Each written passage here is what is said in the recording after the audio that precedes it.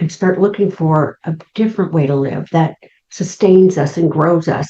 So 3 years ago, 4 years ago, during COVID, when I moved from Texas to London, I had a robust network, very nice, wonderful network.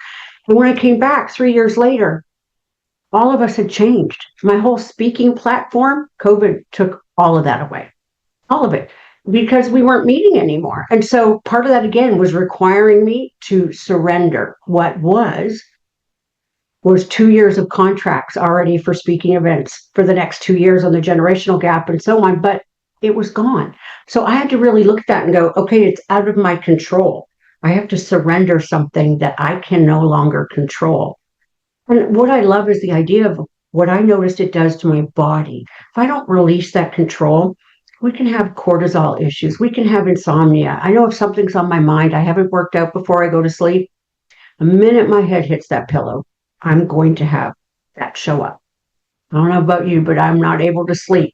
So one of the good reflection questions is, what are you unwilling to let go of? Like, what's stuck for you? And that's where our surrender starts from. That's where our journey gets to start. And part of that is when we're looking at what are we willing to surrender, it's like, what are the emotions behind that? Is it fear? Is it jealousy? When I came out with my book 69 a year ago, I had a publisher and I'd already paid her for 2 books, and she quit a month before the book was to be published. She did not reimburse me any of the money I paid her in advance, and I learned a very valuable lesson. I worked with a friend and a business associate, and I prayed about it. It was December 20th. I got her email, and I woke up and I saw it, and the book was to be released on Valentine's Day, so 2 months. And I thought, I can either look down this road and I can go after a legal, and I can just really take this because I got a contract, I've showed, I paid it, I got the emails, or I can channel that energy and those emotions into making the best darn book possible and spending time finding a new publisher. And it wasn't an insignificant amount of money, but I had to weigh the options, and those were the emotions. Like, I want to get back at her. Don't she, doesn't she know what she did to me? Well, we live in the same community, so chances are we're going to run into each other, right? So those emotions that I had, because I wasn't going to go up slash another woman's tires, let me just say. So I had to stay home for a couple of months, just in case over the holidays. But it's true. It's like, could I put that time and energy into something negative, or could I put it into something positive? And that was really where I had to look at, what are those emotions? I have a very sensitive digestive system. So as we hear, go by your gut instinct.